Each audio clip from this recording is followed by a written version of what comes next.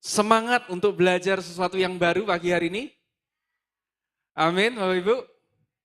Karena saya kasih judul pagi hari ini, Ready, Set, Go.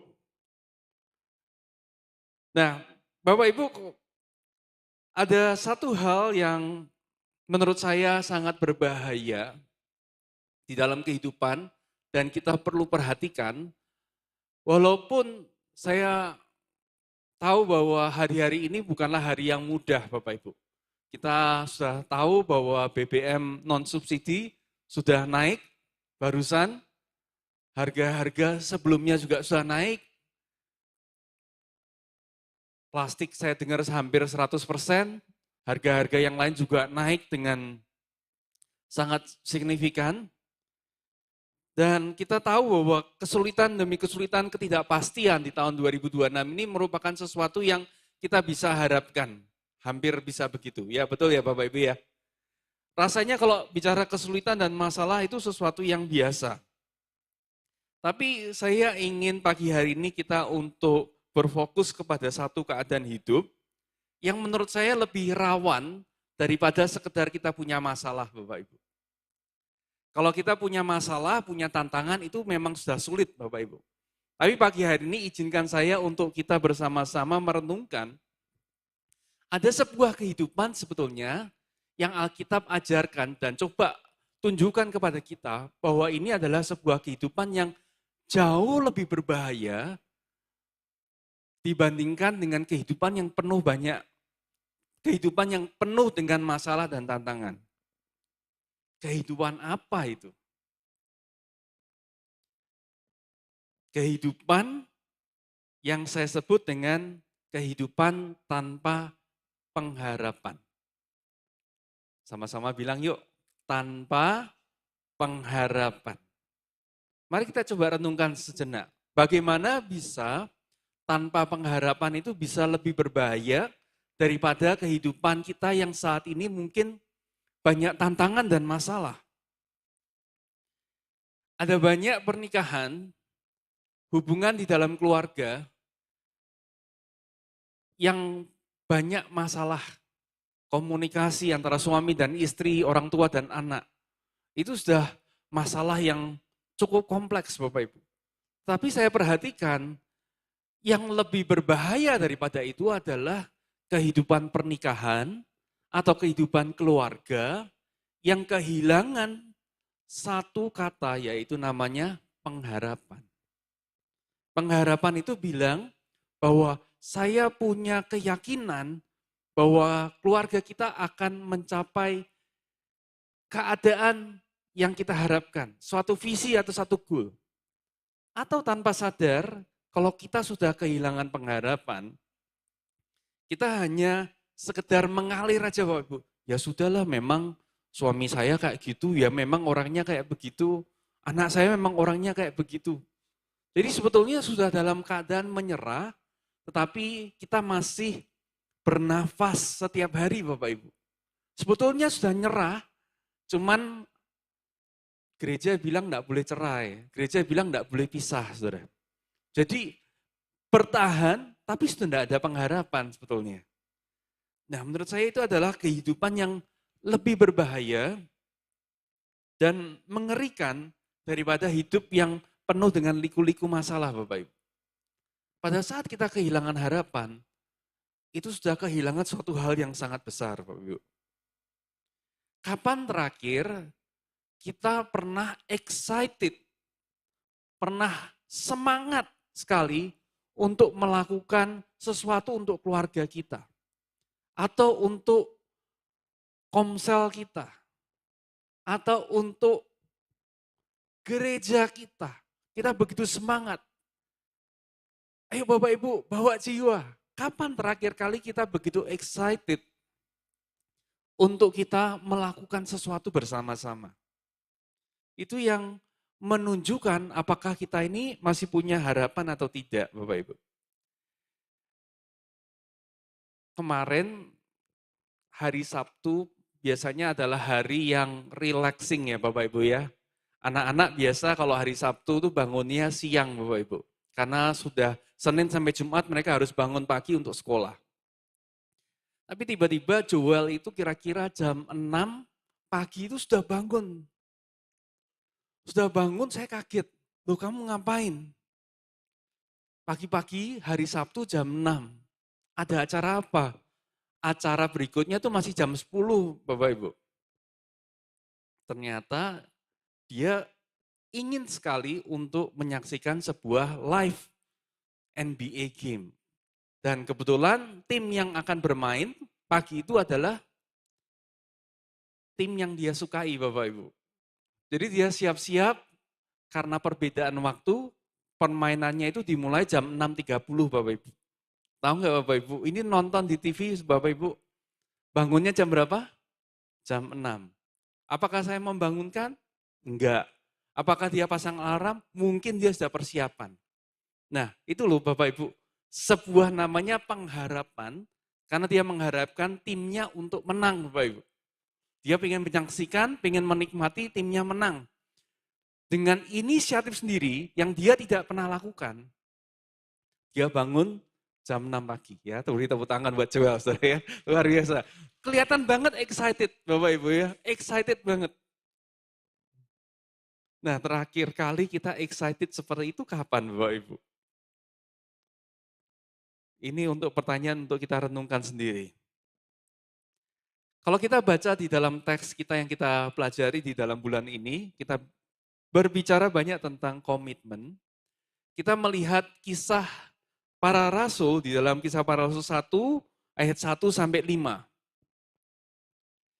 Bicara soal komitmen, bicara soal penantian, bicara soal menunggu, menurut saya kita bisa belajar banyak hal dari para rasul pada saat mereka menantikan janji yang diberikan oleh Tuhan Yesus, yaitu pribadi Roh Kudus di dalam kehidupan mereka. Saya akan mulai bacakan dari ayat yang pertama, dikatakan, "Hai Theophilus, dalam bukuku yang pertama, aku menulis tentang segala sesuatu yang dikerjakan dan yang diajarkan Yesus." Nah, saya potong sebentar Bapak Ibu. Ini ditulis oleh Lukas. Jadi buku pertama yang dia tulis, yang dimaksud ayat ini adalah kitab Lukas. Jadi kalau Bapak Ibu baca kitab Lukas, ini merupakan sambungannya. Ya, sambungan dari kitab Lukas. Ayat 2, sampai pada hari ia terangkat. Sebelum itu ia telah memberi perintahnya oleh Roh Kudus kepada rasul-rasul yang dipilihnya. Kepada mereka ia menunjukkan dirinya setelah penderitaannya selesai. Dan dengan banyak tanda ia membuktikan bahwa ia hidup. Sebab selama 40 hari ia berulang-ulang menampakkan diri dan berbicara kepada mereka tentang kerajaan Allah. Pada suatu hari ketika ia makan bersama-sama dengan mereka, ia melarang mereka meninggalkan Yerusalem dan menyuruh mereka tinggal di situ menantikan janji Bapa. Yang demikian katanya, telah kamu dengar daripadaku, sebab Yohanes membaptis dengan air, tetapi tidak lama lagi kamu akan dibaptis dengan Roh Kudus. Bapak Ibu, ini adalah sebuah penantian janji yang menurut saya adalah penantian yang bukan hanya nunggu waktu lewat, Bapak Ibu. Tapi nunggu dengan antusias. Minggu lalu, Pastor Yosi menyampaikan bahwa mereka melihat, mereka bersuka cita karena Tuhan Yesus bilang dia akan mati, 3 hari kemudian akan bangkit, terbukti. Orang banyak juga, banyak yang bersuka cita. Tapi untuk murid-murid, itu membuktikan bahwa apa yang dia omongkan itu pasti betul. Kalau yang mati aja bisa bangkit, berikutnya apa nih? Dan berikutnya dia sudah pernah bilang, kamu akan jadi saksiku kalau Roh Kudus turun atas kamu. Nah, bisa bayangkan Bapak Ibu, mereka sudah punya antisipasi. Begitu semangat. Karena mereka tahu nih, chapter berikutnya, next story-nya, cerita berikutnya, ini akan terjadi suatu kegerakan yang luar biasa. Karena mereka akan mendapat pribadi Roh Kudus yang memampukan mereka melakukan apa yang Tuhan Yesus sudah katakan dalam kehidupan mereka. Make sense nggak Bapak Ibu? Jadi mereka bukan nunggu secara pasif, tapi mereka menunggu dengan ekspektasi, dengan excited tadi. Oleh karena itu, kita harus lihat bahwa saya percaya kalau kita bicara soal komitmen, komitmen akan menjadi mudah saat kita punya pengharapan yang jelas. Betul nggak Bapak Ibu? Hari-hari ini kalau kita tanya, ayo mana komitmen kamu? Mana komitmen kamu? Akan susah Bapak Ibu menuntut komitmen kalau tidak punya harapan yang jelas. Harapan yang pasti. Betul nggak Bapak Ibu? Apa yang membuat kita bisa komit kalau kita nggak bisa lihat ke depan? Apa yang kita harapkan? Dan kalau kita tadi baca di ayat 3, dikatakan bahwa Tuhan Yesus menunjukkan dirinya setelah penderitaannya selesai, dan dengan banyak tanda ia membuktikan.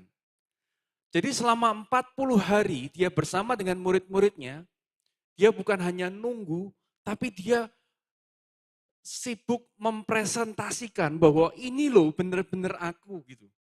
Meyakinkan mereka, loh ini aku beneran hidup ini. Ini bukan orang lain, ini benar-benar aku. Apa yang aku katakan terbukti. Dan selama 40 hari ia berulang-ulang menampakkan diri dan berbicara kepada mereka tentang kerajaan Allah. Jadi Bapak Ibu bisa lihat selama 40 hari Tuhan Yesus itu mempersiapkan mereka Bapak Ibu. Jadi enggak cuma sekedar nunggu 40 hari lewat Bapak Ibu, tapi berulang-ulang ditemui. Mungkin ada gathering, ada komsel mungkin, dijelasin pengajarannya lagi, diulangi lagi apa yang selama 3 tahun sudah pernah diajarkan. Selama 40 hari diulang terus ngomong tentang kerajaan Allah. Supaya mereka siap, supaya mereka ready. Nah ready, di sini kita belajar bahwa ready itu artinya hidup kita dibangun di atas kebenaran, bukan emosi Bapak Ibu. Emosi dan perasaan bisa naik turun Bapak Ibu. Tapi kalau kita ingin siap Bapak Ibu, kalau kita ingin belajar bagaimana kita bisa mendapatkan janji Tuhan, apa yang Tuhan rencanakan dalam hidup kita harus ready Bapak Ibu. Ready itu artinya bukan menunggu dengan pasif, tapi berjaga-jaga sambil menunggu. Bapak Ibu kalau saya bilang ready, set, go, Bapak Ibu terpikir apa? Orang mau lari ya Bapak Ibu ya. Orang mau lari, siap-siap, punya gaya dulu, harus siap gitu ya. Saya memikirkan seperti kalau saya nonton orang tinju atau bela diri ya Bapak Ibu, pada waktu wasitnya mengumpulkan 2 orang ini, kontestan, siap gitu. Apa yang dilakukan oleh orang yang ada di dalam ring Bapak Ibu? Apa yang dilakukan oleh orang yang akan karate atau kungfu atau taekwondo, apa yang dilakukan Bapak Ibu? Pada waktu wasit bilang siap, ngapain Bapak Ibu? Apa? Posisinya ngapain? Pasti pasang kuda-kuda Bapak. Matanya kemana? Matanya ke arah? Nggak mungkin kalau kita bilang siap, ya Pak, siap. Ya siap, tak balasi WA dulu ya. Siap. Begitu tank gitu loh, tewas Bapak Ibu ya. Nggak bisa begitu saudara.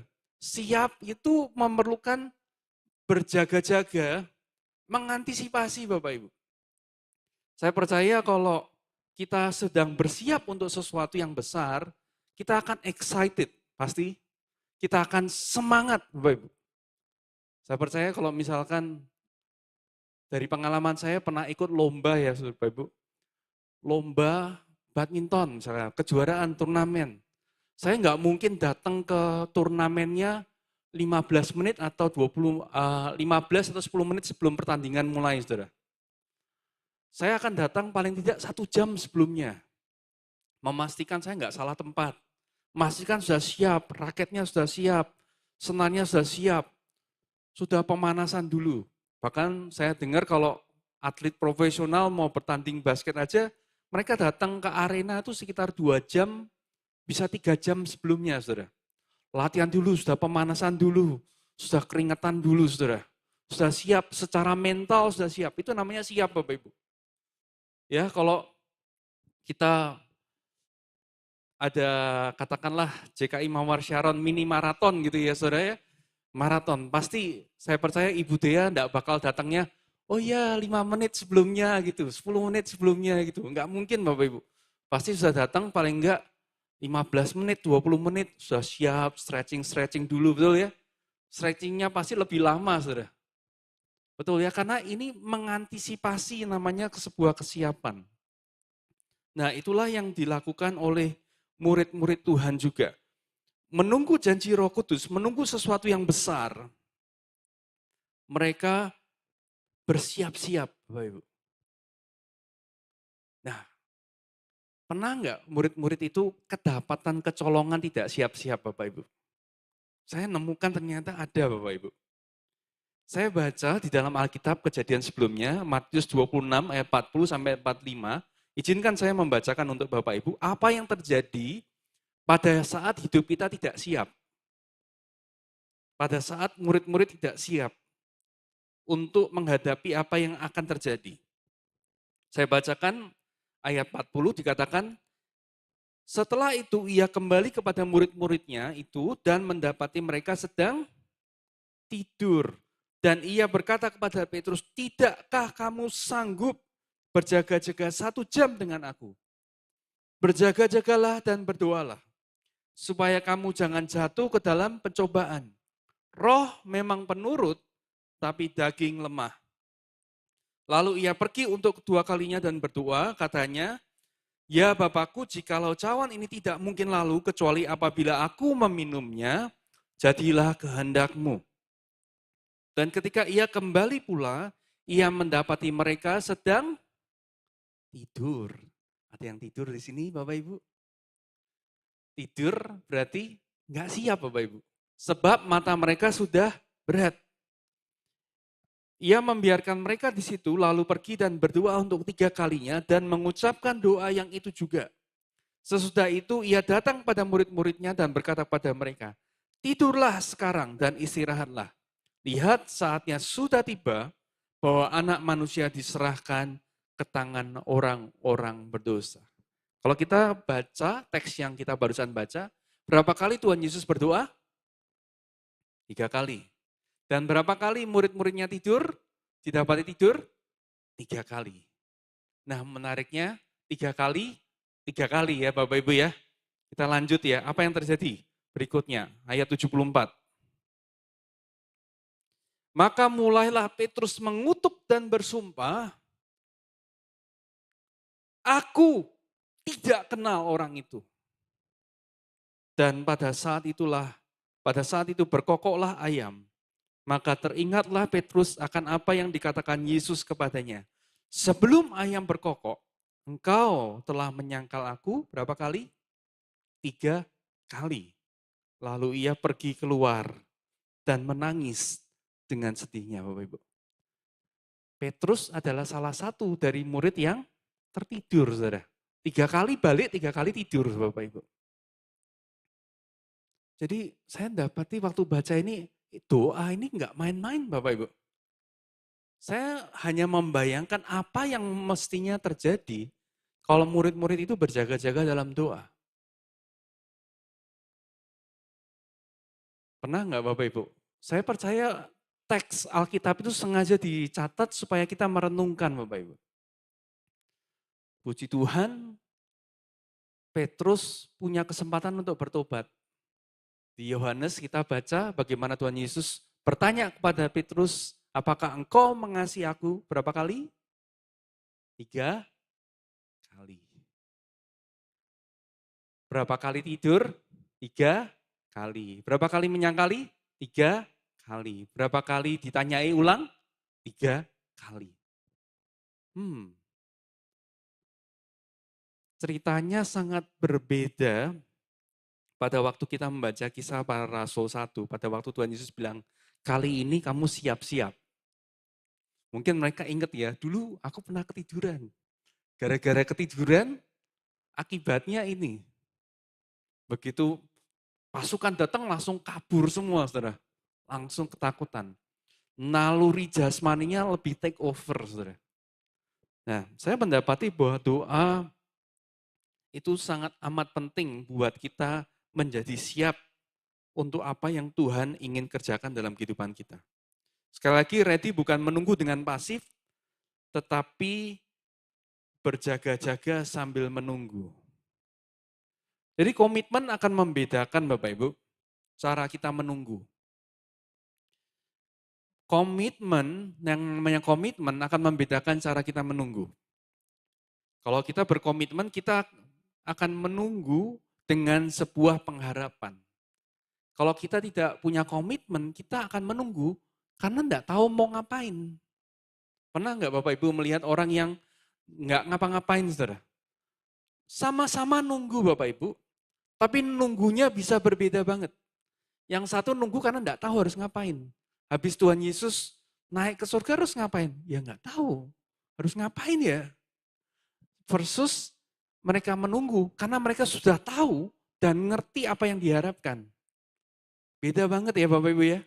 Nunggu karena ada sesuatu yang diharapkan sama nunggu karena ya aku enggak ada aktivitas apa-apa, acara apa. Yuk kita mancing yuk, ayo. Yuk kita pergi yuk, ayo. Kenapa? Enggak ada arahnya Bapak Ibu. Tetapi yang mereka lakukan, mereka berdoa itu mereka menunggu dengan pasti Bapak Ibu. Mereka mengharapkan sesuatu yang besar terjadi.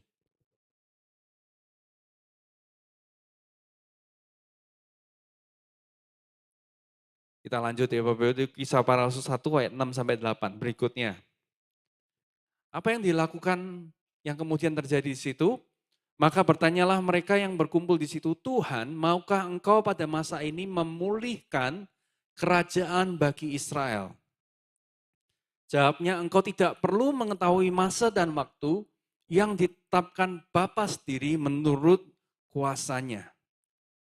Tetapi kamu akan menerima kuasa kalau Roh Kudus turun ke atas kamu dan kamu akan menjadi saksiku di Yerusalem dan di seluruh Yudea dan Samaria dan sampai ke ujung bumi.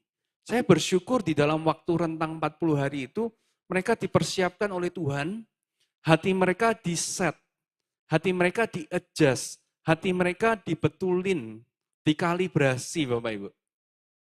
Karena yang ada di dalam pengharapan mereka adalah, Tuhan, kapan kerajaanmu akan ditegakkan?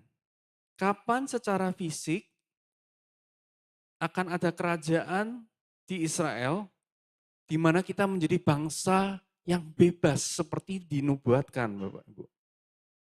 Harapan mereka adalah harapan yang seperti itu, Bapak Ibu.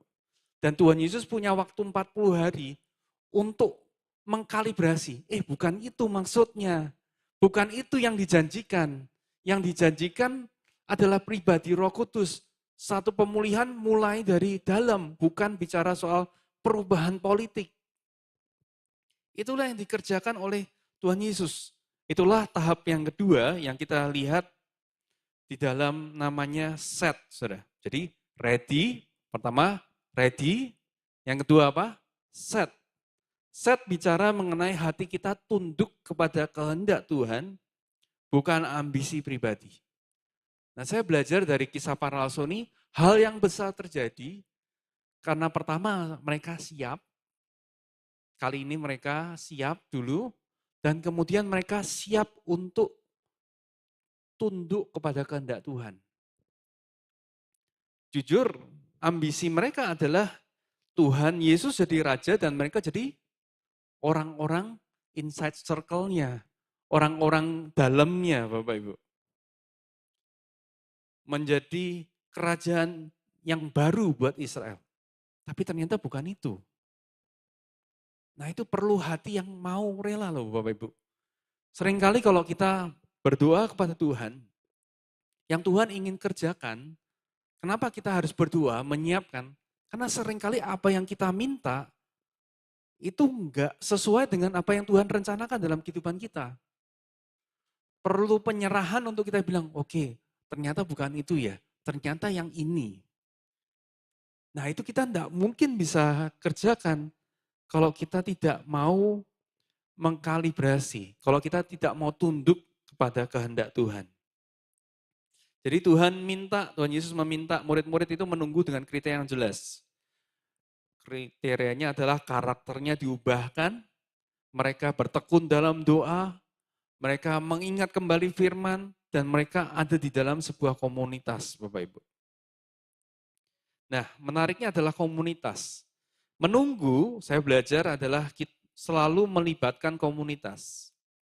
Bapak Ibu kalau menunggu janji yang besar, saya selalu sarankan untuk kita menunggu milikilah komunitas yang benar Bapak Ibu.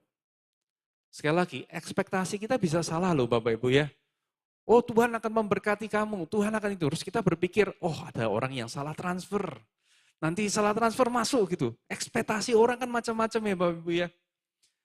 Saya bilang berani katakan gini, bahkan kalau Tuhan itu baik 100%, akan ada banyak orang yang tetap kecewa sama Tuhan.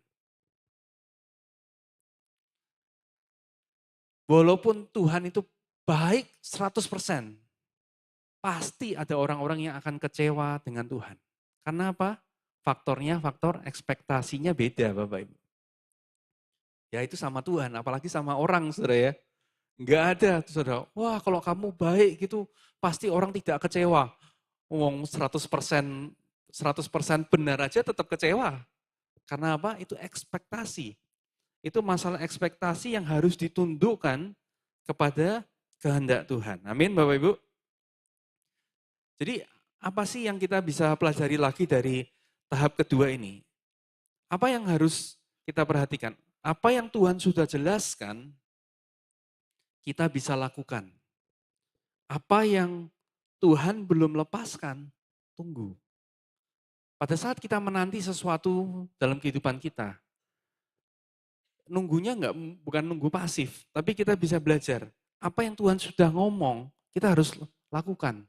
Tapi apa yang Tuhan belum bicara, ya tunggu. Kalau kita baca di dalam Kisah Para Rasul 1, 15-26, Bapak Ibu bisa baca nanti di rumah.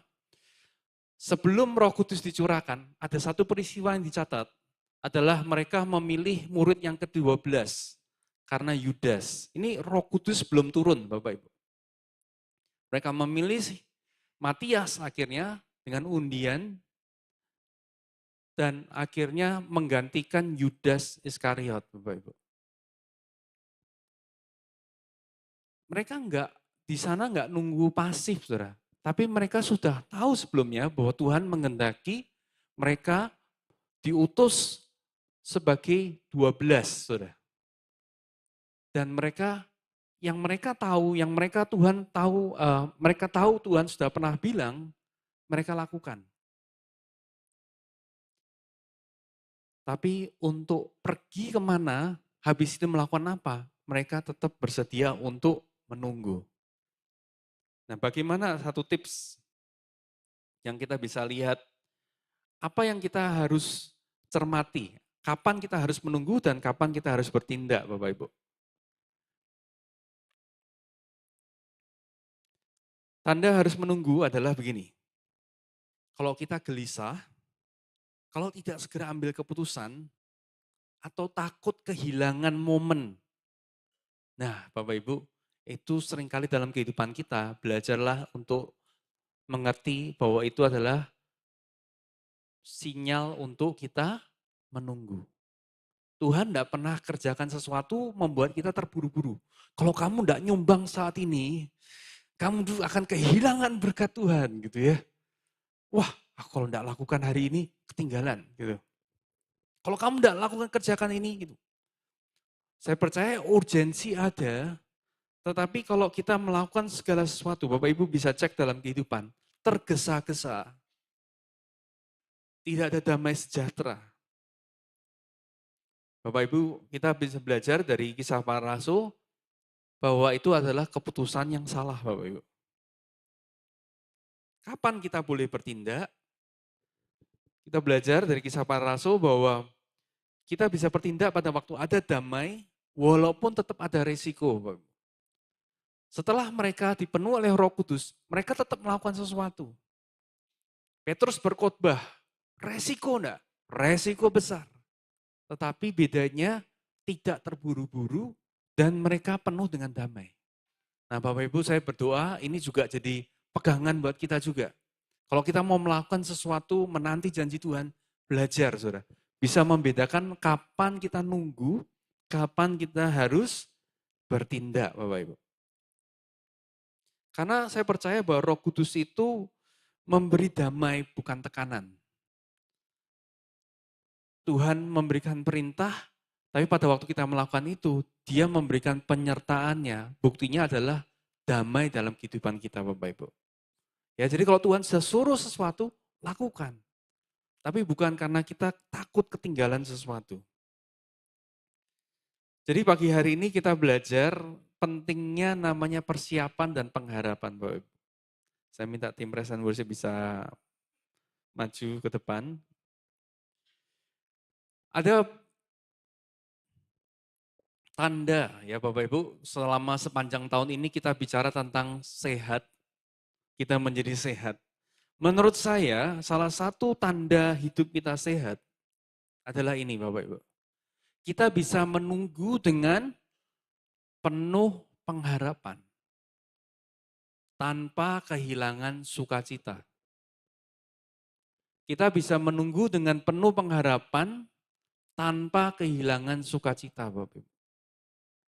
Sekali lagi saya tadi bilang di awal, justru yang tidak sehat adalah kalau semuanya rasanya datar semua gitu. Ya sekedar rutinitas, sekedar aktivitas, semuanya datar. Tuhan tanya, pengharapanmu apa? Iya, iya.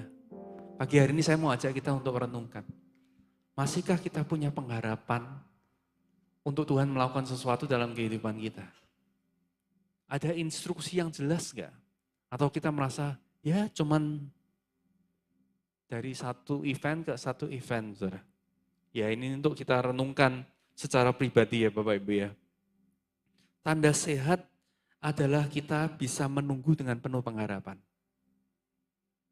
Pada waktu kita masih excited, kita punya komitmen, itu justru menunjukkan bahwa ada sesuatu yang sehat di dalam kehidupan kita.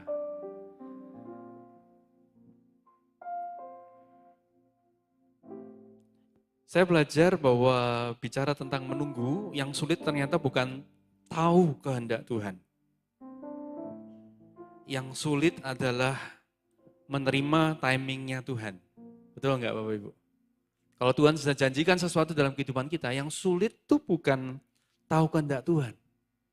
Contohnya begini, kita tahu bahwa Tuhan ingin menyelamatkan seluruh anggota keluarga kita. Itu tahu kehendak Tuhan. Yang sulit adalah timingnya. Dan kita menunggu, bisa kita menunggu dengan pasif ya, kapan ya, kapan ya, kapan ya, kapan ya. Atau kita menunggu dengan sebuah pengharapan. Nah pagi hari ini saya mau ajak kita coba cek pengharapan kita. Bagaimana kita menunggu akan janji Tuhan. Itu menunjukkan kondisi kita sedang sehat atau tidak sehat Bapak Ibu.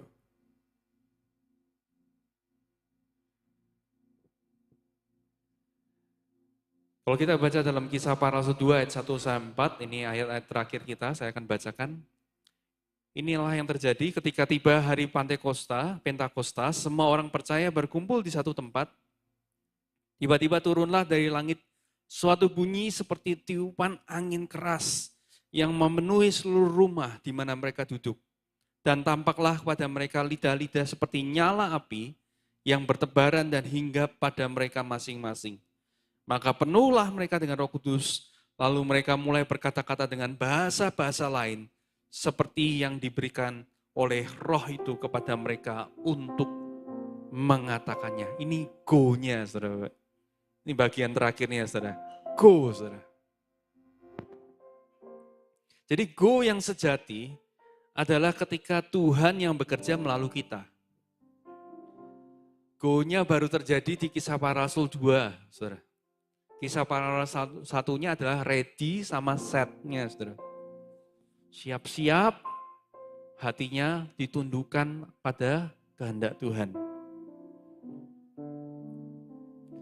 Yang kita bisa pelajari pada pagi ini, saya ingin Bapak Ibu bisa tangkap bahwa go tanpa ready dan set adalah sesuatu yang berbahaya, Bapak Ibu. Go tanpa ready dan tanpa set itu berbahaya. Mestinya urutannya ready, set, go. Dalam janji Tuhan, ready, set, go. Kalau kita skip ready dan setnya, go-nya berbahaya, Bapak Ibu. Karena apa? Karena go tanpa Tuhan sama dengan kelelahan. Go dengan Tuhan, dampaknya kekal, Bapak Ibu. Bapak Ibu masih ingat bagaimana Petrus itu berapi-api ingin membela Tuhan. Tapi dia tidak ready, Bapak Ibu. Saya katakan, kenapa saya bisa bilang dia tidak ready? Dia tidak dipenuhi oleh kebenaran, tapi dia melakukan tindakannya sesuai dengan emosinya, Bapak Ibu. Dia memang orangnya berani, Bapak Ibu. Memang orangnya dominan. Memang orangnya berapi-api. Jadi dia bilang, saya mau bela Tuhan. Dari perasaan, dari emosi. Bukan karena tumbuh dari kebenaran, Bapak Ibu. Apa yang terjadi? Dia menyangkal 3 kali, saudara. Menariknya setelah Pentakosta, orang yang sama, yang menyangkal, sekarang berani berkhotbah. Dan dengan berani, dia menyampaikan kebenaran bahwa Yesus adalah Tuhan. Dan 3.000 orang bertobat dalam 1 hari. Siapa yang bekerja, Bapak Ibu? Orang yang sama, Bapak Ibu.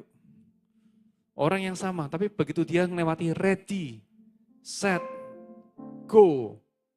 Begitu go-nya itu bersama dengan Tuhan, beda banget. Saya berdoa pagi hari ini kita sama-sama mau memeriksa hidup kita. Hari ini hidup kita yang mana? Sudahkah hari-hari ini Bapak Ibu mungkin sedang menunggu jawaban dari Tuhan? Apakah kita menunggu karena kita tidak tahu arah, tidak tahu timingnya, menunggu tanpa harapan? Atau saya ajak pagi hari ini kita semua untuk menunggu dengan sebuah pengharapan, Bapak Ibu. Karena sama-sama nunggu, saudara, tapi nunggunya beda, saudara. Menunjukkan sekali apakah kita betul-betul sehat apa enggak di dalam kita, saudara. Amin, Bapak Ibu.